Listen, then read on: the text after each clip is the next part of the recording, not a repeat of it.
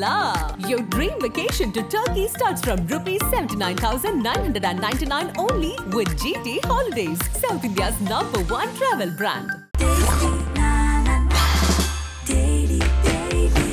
Taste Daily. Taste the Daily. 3 மாசம் அண்ணாமலை வேற இப்ப இல்ல. இந்த நேரத்திலயாவது நம்ம ஆக்டிவா மேல எந்திரிச்சு வந்தலாம். இத்தனை நாள் அவர் பேர் வந்துருந்துச்சு சார் அதிகமா. அவரு எதிர்கட்சி ரோல் எடுத்த மாதிரியே பெருசா தெரிஞ்சது. அவர் இப்ப பாருங்க படிக்க போயிட்டாரு. நம்ம இந்த ரோலை சீக்கிரம் எடுத்துருவோம். நம்ம 3 மாசம் விட்டதை பிடிச்சிருவோம். திரைமறைவுல வேண்டும் என்று திமுக பாஜக நிறைய ஓட்டணும்னே வேலை பார்க்கிற திமுக யாரு? திமுகவும் பாஜகவும் சேர்ந்து பின்னாடி கள்ள கூட்டணி உறவுல நரேட்டிவ் திமுக பாஜக மட்டுமே ஓட்டணும்னு வேலை நடக்குது. அதிமுக பொருட்டே இல்லன்னு பேசக்கூடிய இடத்துல போய் அடிக்கிறாங்க. நீங்க வெளியே வந்ததுக்கு அப்புறம் பேசவே மாட்டேன்றீங்க அவங்கள. ஆனா அவங்க அதே ஃபோர்ஸ் அதே வேகம். இது திட்டமிட்டு நடக்கக்கூடிய ஒரு விஷயம். அது வேண்டும். அதிமுக ஒரு பொருட்டே இல்ல அப்படின்னு ஒரு பிம்பத்தை உருவாக்கணுங்கிற முயற்சி யாரு திமுகவும் பாஜகவும் சேர்ந்து எடுக்கலாம். ஏன்னா உங்களை தள்ளனாதான் அவங்க வரணும். இல்ல அப்படி கிடையாது. திமுகவும் பாஜகவும் இருக்கக்கூடிய ஒரே அஜெண்டா இது ஒண்ணுதான். எக்ஸ்தலத்துல அன்பில் மகேஷ் பொய்யாமலை பத்தி விமர்சனம் பண்ணதுக்கு பாஜக யார் வந்து சார் வந்து குரல் கொடுத்தா? யார் கொடுத்தது? யார் கொடுத்தா சார் சொல்லுங்க சார். சூர்யான்னு ஒருத்தர் செய்தி தொடர்பு என்னன்னு குரல் கொடுத்தாரு? போட்டாரு எக்ஸ்தலத்துல ரொம்ப தன்னந்தாழ்ந்து விமர்சனம் செய்வது தவறுன்னு சொல்லி பேசினார்ல. சரி, அதுதான் கொஞ்சம் நாகரிகமா பண்ணுங்கன்னு சொல்றாங்க. நாகரிகமா பண்ணுங்கன்னு சொல்றதுக்கு யார் சார்? இது என்னது மகேஷ்? நீங்க பூவை பூன்னு சொல்லலாம், இல்ல புஷ்பம்னு சொல்லலாம். சரி, உங்க பாசனை என்னன்னா சொல்லிக்கலாம். கள்ள உறவுன்னு வச்சதுல இருந்து அவன் அலறி அடிச்சுட்டு ஓடுறாங்க. எங்கடா கூட்டு வெளிப்பட்டுருச்சே அப்படின்னு சொல்லி அது ஊடகத்துல எங்கேயுமே அது வந்து ஒரு பேச்சு பொருளா மாறிடக்கூடாதுங்கிற ரொம்ப கவனமா இருக்கிறாங்க.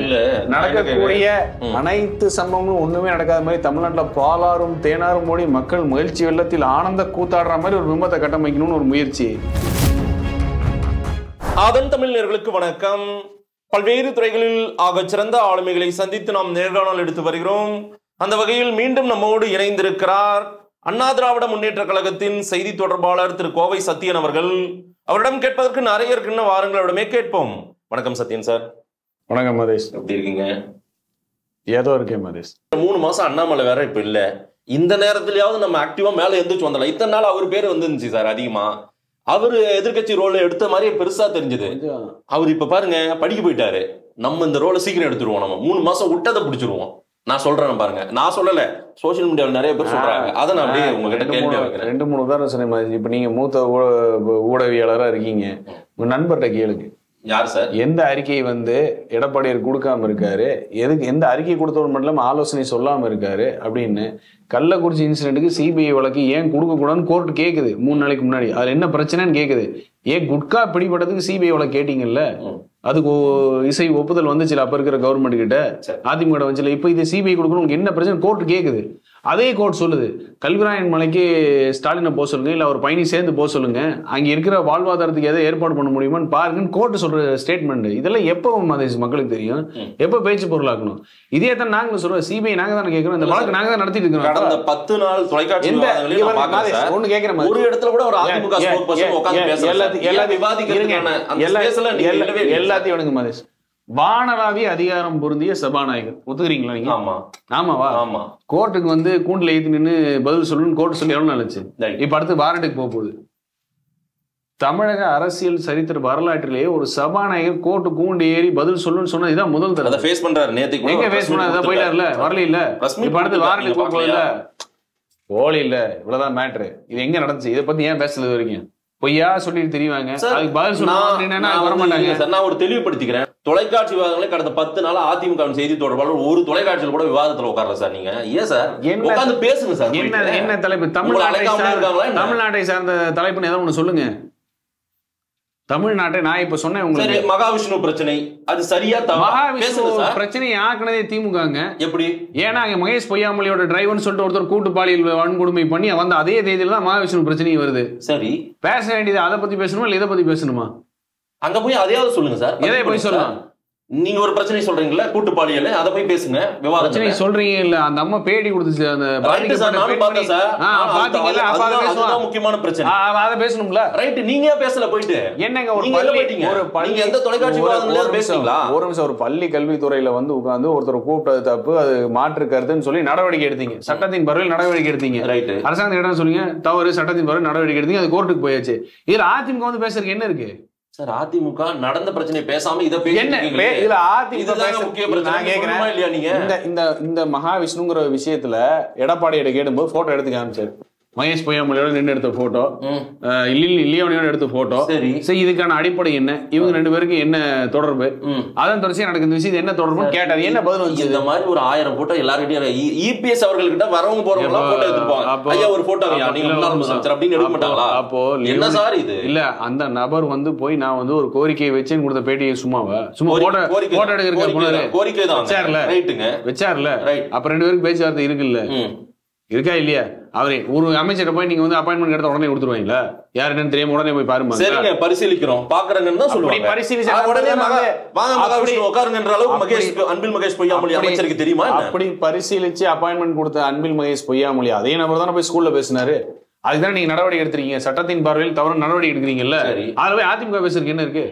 உடனே பாஜக எது கூப்பிடுறாங்க? ஏன்னா அவர் வந்து இந்து மதத்தை பத்தி பேசினார், அதுக்கு வந்து திமுக எதிர்ப்புங்கிறீங்க. எந்த காலத்துல நாங்க ஜாதி மதம் இனம் பார்த்து நாங்க நிலைப்பாடு எடுத்திருக்கோம்?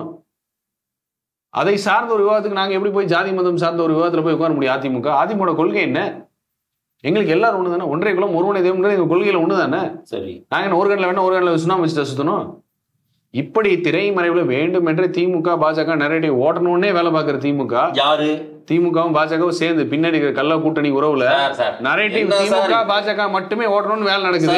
அதிமுக பொருட்டே இல்லன்னு பேசக்கூடிய இடத்துல போய் அடிக்கிறாங்க. நீங்க வெளியே வந்ததுக்கு அப்புறம் பேசவே மாட்டேன்றீங்க அவங்கள. ஆனா அவங்க அதே ஃபோர்ஸ் அதே வேகம். இது திட்டமிட்டு நடக்கக்கூடிய ஒரு விஷயம். அது வேண்டும். அதிமுக ஒரு பொருட்டே இல்ல அப்படின்னு ஒரு பிம்பத்தை உருவாக்கணுங்கிற முயற்சி யாரு? திமுகவும் பாஜகவும். ஏன்னா உங்களை தள்ளினாதான் அவங்க வரணும். இல்ல அப்படி கிடையாது. திமுகவும் பாஜகவும் இருக்கக்கூடிய ஒரே அஜெண்டா இது ஒண்ணுதான். திட்டமிட்டு வேலை நடக்குது. இதுதான்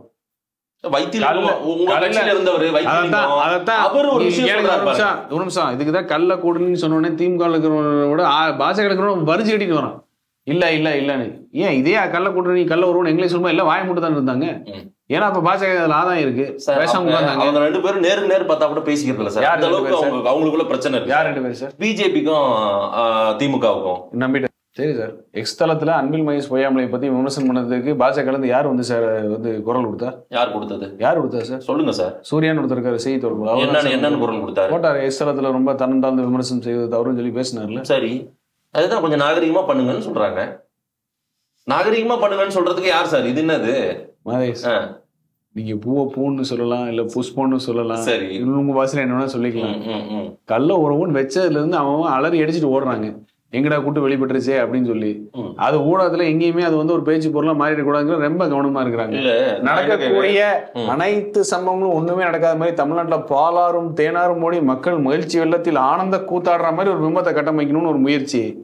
அந்த முயற்சியில பாஜக வளர்வதற்கு என்னெல்லாம் பண்ண முடியுமோ அதெல்லாம் திமுக பண்ணுது, கை கொடுக்குது. நீங்க சோர்வா இருக்குன்னு நான் மட்டும் முதல் கேள்வியா வைக்கல சார். திரு வைத்திலிங்கமே என்னன்றாரு, நம்ம தான் 2026ல வரப்போறோம், எடப்பாடியும் நாம இழக்க போறதில்ல, எடப்பாடி உட்பட எல்லாருமே. வைத்திலிங்கம் யார்? அவரு அதிமுகவின் மூத்த தலைவரா இருந்தவர். இன்னைக்கு அவரை நீங்க கட்சி விட்டு வெளியேற்றீங்க. இருந்தவர் வெளியேற்றியாச்சு. ஆமா, வெளியேற்றி. கட்சிக்கு அவருக்கு என்ன சம்பந்தம்? அவர் எல்லாரும் ஒண்ணு சேரணும், எடப்பாடியும் நாங்க இழக்க தயாரா இல்லைன்றாரு.